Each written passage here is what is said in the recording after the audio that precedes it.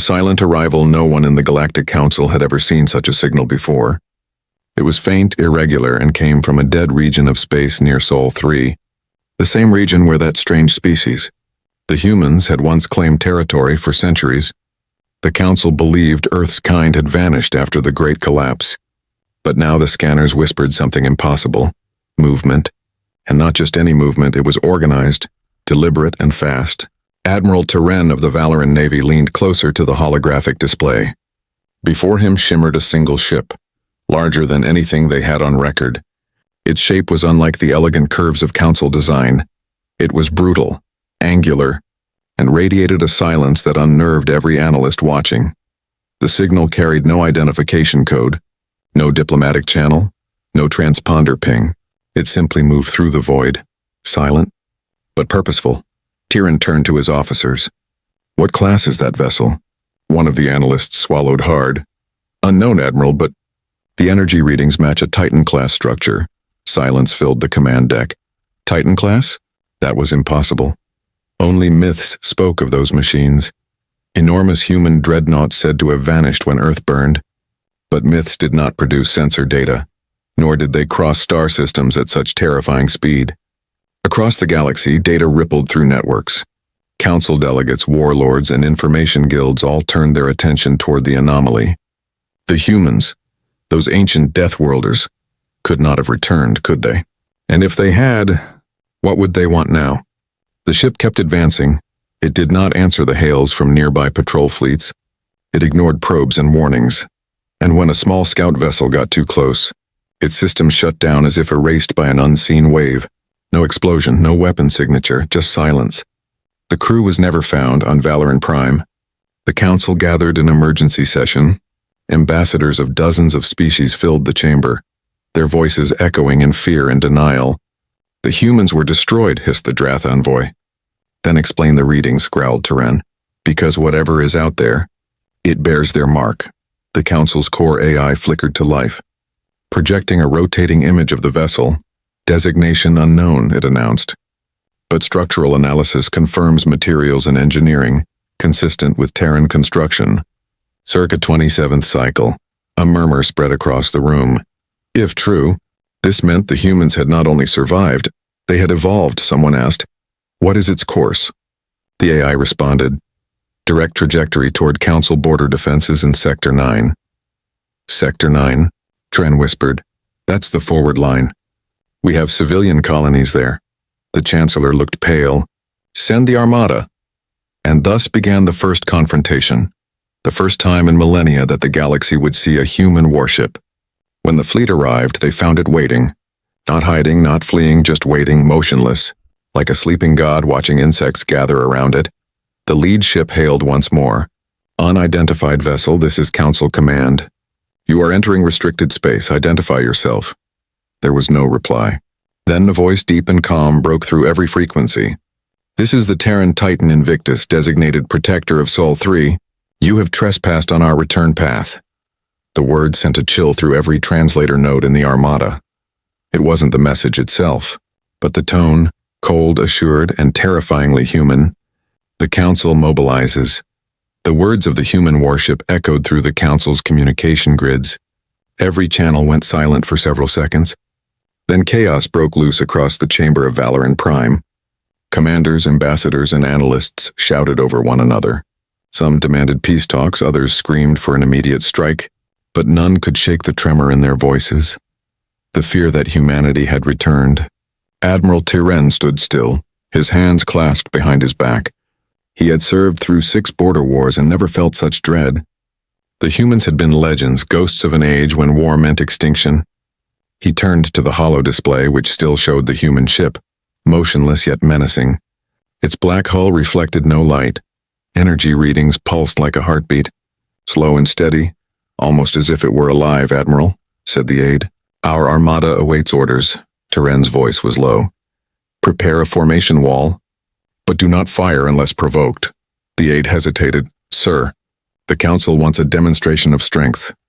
"Strength is not loud," Tiren replied coldly. "It's what remains when silence breaks." Across multiple sectors, warfleets mobilized. Massive dreadnoughts aligned their weapons. Battle stations prepared for the unknown. The entire galaxy watched. Streams of data, news, and speculation filled the networks. Who were these humans now? Why had they returned after centuries? And what did that single warship want? Meanwhile, on board the Invictus, a calm voice narrated the reports. Captain Aidan Cross sat in the command chair, his eyes fixed on the holographic map. Thousands of red markers glowed. Council ships preparing for confrontation. His second officer, Lieutenant Vega, spoke quietly. "They're assembling in Sector 9, sir." Aidan nodded. "They always did like to show their numbers." She frowned. "We're one ship, Captain. We can't fight an armada." Aidan smiled faintly. "Vega, that's what they think." Deep within the Titan's hull, systems hummed, ancient reactors came alive. Weapons from forgotten eras rotated in silence. Hidden beneath armor layers forged in neutron furnaces, humanity's legacy was not just survival, it was preparation. The Invictus was more than a warship, it was a promise, a reminder to the stars that humanity never forgets. Back in the Council war room, a transmission arrived. "Admiral Terren," the Chancellor said urgently, "engage the target before it reaches the colony worlds." Terren stared at the image of the Invictus. It hadn't moved, hadn't fired, yet it felt like a storm waiting to be unleashed. He took a breath. All units advanced to battle range. Shields active, the sky over Sector 9 filled with light. Thousands of ships formed a shimmering net of energy. Every weapon charged. The humans had given no warning, but neither had the Council. The command came through. "Fire a warning volley." A pulse of blue plasma arced toward the human ship. It struck the Titan's hull and dispersed like fog against stone. No damage, no reaction. The fleet fired again. A storm of energy flares and kinetic rounds. Still nothing then, without warning. The Invictus spoke. "Council vessels, your demonstration is noted. Now witness ours." Every screen flickered white. Every system across the sector momentarily died. And when the light faded, the entire first line of the armada was gone. No debris, no explosion, just empty space. Tren's voice broke the silence. "What in the stars? What did they just do?" The AI stammered. "Unknown energy pattern, not destructive." It erased matter itself. The council chamber fell to absolute stillness. The return of humanity was no longer a rumor. It was a declaration. The Invictus speaks to the galaxy across the stars. Transmissions went silent. Entire networks crashed under the weight of one voice. Every planet, every ship, every relay tuned in, not by will but by force. The message came from the human Titan Invictus, carried on frequencies that no known technology could block. "This is Captain Aidan Cross of the Terran Titan Invictus," the voice said, calm and steady. "For too long the Council has spoken of peace while waging war in silence. We have returned to remind the galaxy of balance." Billions listened in disbelief. No one had ever heard a human voice before. Not a recording, not a signal, not even a whisper. To many species, humanity was a myth told to scare soldiers and children alike. But now that myth spoke with authority, as if time itself had waited for this moment. On Valoran Prime, chaos erupted. Council diplomats screamed for signal jammers.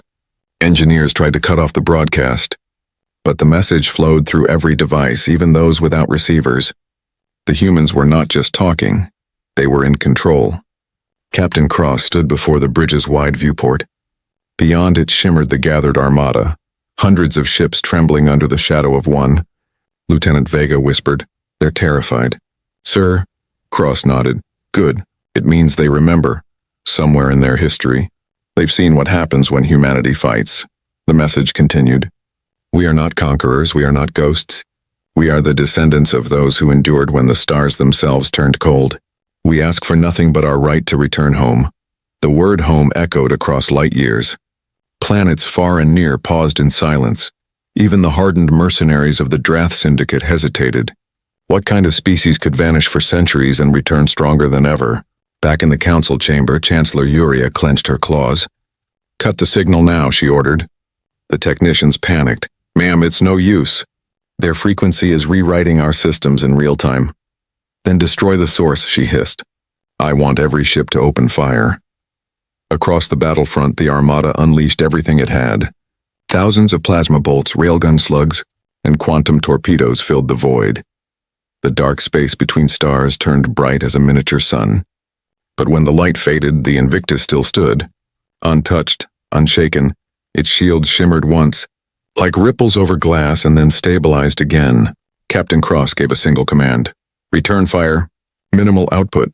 One beam of golden light left the Invictus. It moved slowly, almost lazily.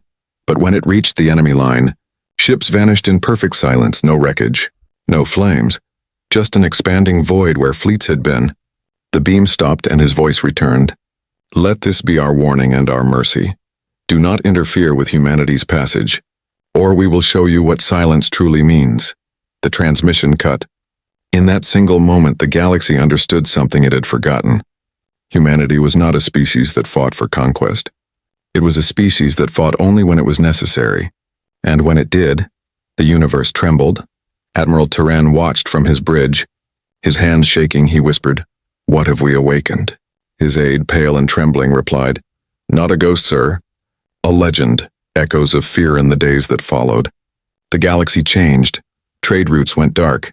Communication hubs fell silent. The name humanity became a whisper that no one dared to say aloud.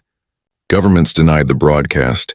Yet every citizen had seen it, every child, every soldier, every leader. They all heard the same calm voice from the Invictus. And deep inside, they knew one truth. The legends were real, and the Deathworlders had returned. On Valoran Prime, fear turned to blame. Some accused Admiral Terran of hesitation.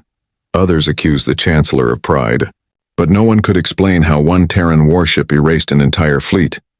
The Council's research divisions worked day and night to decode the technology. Still, the data made no sense. Energy readings beyond measurable limits, weapon systems that operated without reaction mass, and armor that reflected reality itself. "Perhaps it's not metal," whispered one scientist. "Perhaps it's something else." No one dared continue that thought. Meanwhile, across the frontier worlds, chaos spread. Smugglers claimed to have seen more Terran signals. Some said they found wrecks of alien ships, sliced clean in half with no signs of explosions. Others spoke of hearing strange transmissions in deep space, voices speaking ancient Terran languages. But the Council dismissed them as fear-driven illusions, until one of their own stations went dark. Station Row 9, built above a neutron star, stopped transmitting. When rescue drones arrived, they found the structure intact but empty. Every living being had vanished, and on the main console, glowing faintly, were 3 words: "Do not follow." The Council panicked. Chancellor Yuria slammed her claws against the table. "They're toying with us." Admiral Terran looked older now, his eyes distant. "No," he said softly. "They're warning us." Beyond the chaos, in the heart of the Invictus, Captain Cross stood in silence.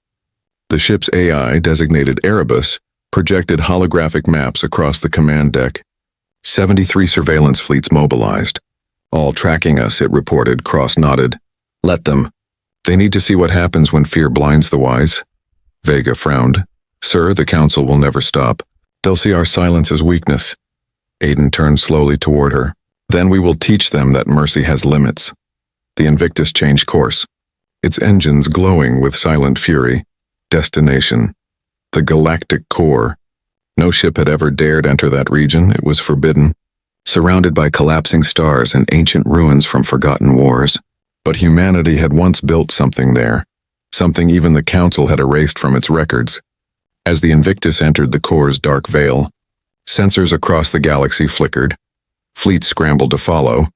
Pilots whispered prayers, commanders hesitated. And then, for a moment, every telescope in the galaxy went blind. A pulse of light brighter than a supernova erupted, and from that blinding horizon, thousands of signatures emerged. Not one, not two, but hundreds, Titan-Class warships, awakening from beneath the dark fabric of space. The galaxy's nightmare had just begun.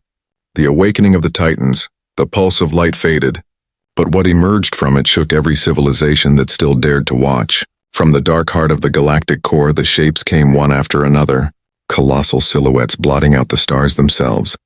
Each one bore the same mark burned into its hull, the emblem of the old Terran fleet, a silver circle around a crimson flame. Sensors across the Council's command centers overloaded. Thousands of officers stared at the impossible readings. Multiple Titan-class signatures detected, the AI reported, its tone shaking. Count incomplete. Estimated 243 units. The Chancellor's voice cracked. 200 Titans. No species could build that, but they had. Humanity had, and they had waited, on the bridge of the Invictus. Captain Aidan Cross watched the great shapes unfold like sleeping gods rising from their graves. For centuries they had remained hidden within the core's radiation storms, beyond all detection, each ship powered by reactors older than the Council itself. Now, one by one, they came alive, like hearts beginning to beat after an endless silence. Lieutenant Vega whispered. We're not alone anymore. Cross nodded slowly. The Legion of Earth was never gone, Lieutenant. It was only waiting for the right call. The ship's AI Erebus confirmed. All Titan units online, command protocols synchronized. Aiden's eyes hardened. Then signal them, prepare Formation Delta, and open a channel to the Council. Across the galaxy, panic grew. Millions watched live feeds showing the awakening of the Terran Titans. Religions were born overnight. Entire cults knelt before the image of those ships. Some prayed for deliverance, others for mercy. The Council could no longer deny it. The humans had returned not as survivors, but as rulers of the void. Admiral Terran stood on the deck of his flagship.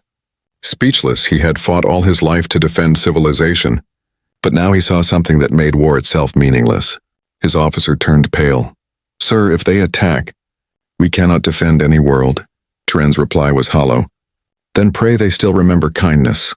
The channel opened across every frequency once more. Captain Cross's face appeared. Calm. Stern human, to the Council, he began. We do not come as conquerors, but as witnesses. You built an empire upon the ruins of ours. Now we will see if you can stand beside the ones you feared. He paused, his gaze unwavering. Humanity has no need for revenge. But understand this, and if you threaten our world again, the stars themselves will go dark for you. At his signal, the Invictus moved forward, followed by 200 Titans. Their engines ignited the void like dawn rising inside darkness. Gravity fields bent. Nebulae shimmered, and the space around them trembled. It was not a fleet. It was a statement written in light. On every planet, the message was clear. Humanity had not perished, it had evolved. And the age of fear now belonged to those who once ruled the galaxy. The Council's desperate plan. The Council chamber was no longer a place of reason. It had become a storm of panic and pride. Screens flickered with images of Terran Titans moving through space like living mountains. Every species in the hall felt the same truth. The balance of power, the foundation of the galaxy, Kend was gone. Chancellor Uria slammed her claws on the desk. We cannot let them claim the core if humanity controls that region. They control everything. Admiral Terran stood quietly, his voice low. Then what do you suggest, Chancellor? They erased a fleet without firing a single conventional shot. Uria's eyes glowed with anger. Then we will not fight with ships, we will fight with secrets. Behind closed doors, the Council initiated Operation Eclipse. A covert plan meant to strike not the Titans but humanity itself. The Council believed the humans still had a home, a planet they called Earth. If that world could be destroyed, perhaps the Titans would lose their purpose. Perhaps their fury would fade into despair. Dozens of stealth cruisers were dispatched, hidden under dark matter cloaks, guided by silent coordinates stolen centuries ago. Each captain swore secrecy under penalty of death. The mission, to find the Terran homeworld and end it forever. But what they did not know was that humanity was already watching. The Invictus intercepted every whisper, every encrypted signal. Its AI, Erebus, smiled in cold silence as it played the Council's own transmissions back to Captain Cross. Predictable, Aidan murmured. They fear what they cannot control. Vega frowned. Sir, what are your orders? Do we stop them? He shook his head. No, let them come. Some lessons must be learned the hard way. Far beyond Council space, the stealth fleet entered the Sol system. Their sensors detected nothing unusual, just silence and dust. Then one of the pilots gasped. Wait, what's that? Before them the darkness shimmered. A shadow unfolded, vast, endless, stretching across the stars. It was not a planet they had found. It was a construct, a planetary shield the size of a solar system. A voice filled their ships, calm and ancient. You have reached Sol defense perimeter. Unauthorized entry is forbidden. The captains froze. We're being hailed by the system itself, one whispered. Then the darkness lit up from within the shield. Thousands of smaller ships emerged, sleek, silent, and black as obsidian, Terran sentinels. The first cruiser captain screamed, "Evade, evade!" But it was too late. In one blinding instant, the fleet was gone, not destroyed, erased as though history itself had been rewritten. Back on Valoran Prime, the Council received only static. Then a single message appeared on every console. "Do not mistake our patience for weakness." Uria sank into her chair. Her rage turning into fear, Admiral Teren whispered, "They allowed us to attack so they could show us what mercy means to them." The chamber fell silent. Outside, the stars shimmered faintly, as if bowing to something greater. Meanwhile, on the bridge of the Invictus, Captain Cross looked toward the blue glow of distant Sol. "The Council has made its move," he said quietly. Vega asked, "And what will we do next, sir?" Cross smiled faintly. "We show them the truth. Humanity does not seek war. We seek remembrance, but if they insist on fear, we will give them awe." The Titans began to move again. One by one, their engines roared like thunder across eternity. Their destination, Valoran Prime, where the Council would finally learn what happens when the Forgotten rise again. Judgment of the Titans, the night skies of Valoran Prime burned. Every telescope, every sensor, every living soul looked upward and froze. From beyond the veil of darkness, the Terran Titans emerged, not one, not 10, but hundreds, gliding through the void like silent gods. Their arrival turned the heavens into oceans of light, each warship casting a shadow that stretched across continents. Cities fell into silence, people abandoned their work and knelt in awe. For the first time in galactic history, the mighty Council realized how small they truly were. Inside the Council's grand spire, Chancellor Uria trembled. "This is impossible," she whispered. Admiral Teren stood beside her, watching the massive forms drift closer. "No," he said quietly, "this is justice." Then the Invictus appeared, larger than any Titan, its black hull reflecting the golden glow of the nearby star. Its presence alone silenced the winds. Every communication channel opened, unbidden, unstoppable, and a single human voice filled the galaxy once again. "This is Captain Aiden Cross of the Terran Titan Invictus. We gave you warnings, we gave you mercy, and yet you tried to strike at our home." His voice was calm, but beneath it carried the weight of every Terran soul. The kind of authority that came not from arrogance but from survival itself. "You have mistaken silence for surrender and patience for fear. That ends today." All around Valoran Prime, the Terran fleet began to reposition. Beams of golden light formed geometric patterns in the sky. Circles, triangles, and symbols, older than the Council. It wasn't an attack formation, it was something else. Something ancient. Uria cried out, "They're preparing to destroy us." Teren shook his head slowly. "No, Chancellor, look closer." As the pattern completed, the atmosphere itself began to shimmer.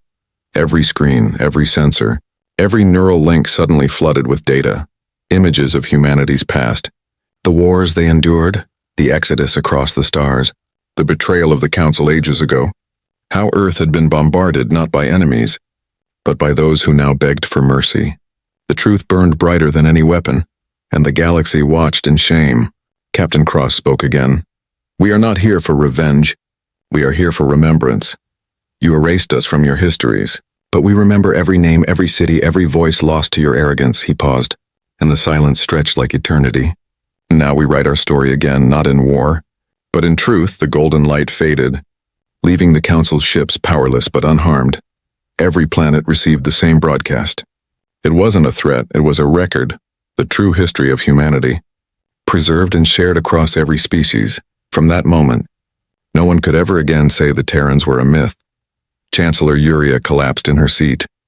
Tears burning in her eyes, Admiral Teren bowed his head, whispering, "They spared us not because we deserve it, but because they are human." Above them, the Titans began to drift away. The Invictus turned toward the void, its engines glowing like dawn. Lieutenant Vega looked at her captain. "It's over." "Sir?"